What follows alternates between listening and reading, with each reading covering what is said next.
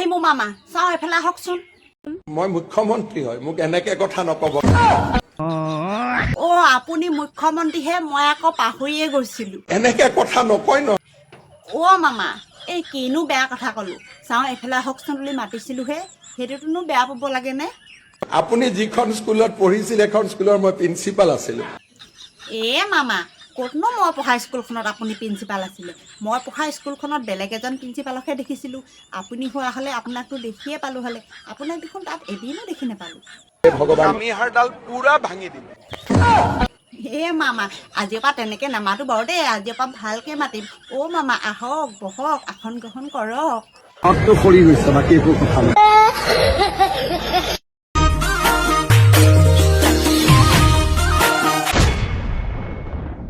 মামা এই বিৰাট ডাঙৰ ঘটনা এটা হ'ল নহয়। কোনটো ঘটনা মানে মামা, আত্মসহায়ক গোটৰ পইচা লৈ মহিলাসকলৰ অৱস্থা একেবাৰে বেয়া হৈ গৈছে নহয়।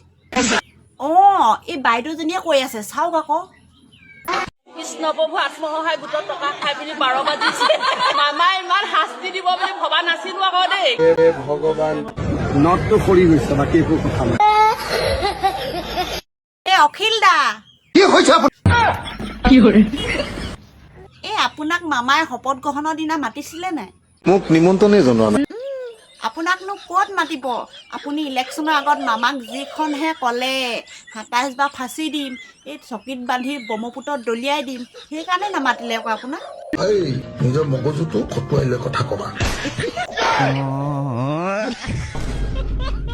পিছে অখিল দা, এই মামাক এতিয়া আপুনি কি বুলি ক'ব? অসমৰ মুখ্যমন্ত্ৰী যে অহংকাৰী। অহংকাৰী? কিয় বা ক'লে?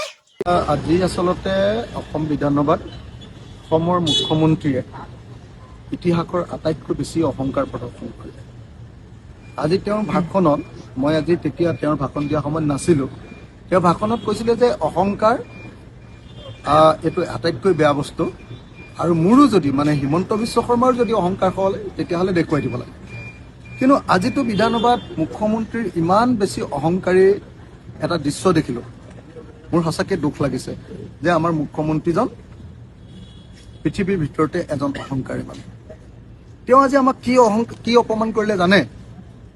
আজি যেতিয়া আমি অসম বিধানসভাই আমাক অধ্যক্ষ ডাঙৰীয়াই যেতিয়া আমাক আজি অপমান কৰিলে বিৰোধী পক্ষক, আৰু ভুৱন পেগুৱে যেতিয়া আমাৰ গোটেই বিৰোধী পক্ষক আঙুলি টুৱাই টুৱাই কংগ্ৰেছক দম দিলে, তেতিয়া আমি যেতিয়া প্ৰতিবাদ কৰিলো, অসমৰ মুখ্যমন্ত্ৰীয়ে ক'লে, যোৱাগে তোমালোক গুচি যোৱা, আমাৰ 102 জন আছে, আমি অকলে চলাম বিধানসভা।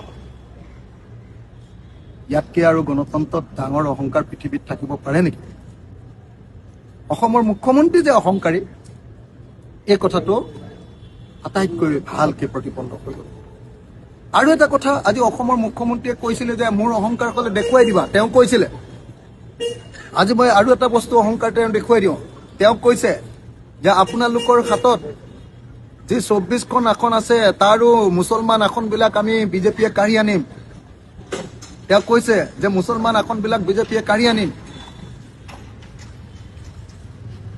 তাৰমানে আপুনি নিজে ভাবকচোন, এজন মুখ্যমন্ত্ৰী যি 102খন আসন পাইছে যি দলে, সেই মুখ্যমন্ত্ৰীয়ে আকৌ কৈছে যে তোমালোকক 24খন আসনতো নেৰাখো, তোমালোকক শেষ কৰি পেলাম।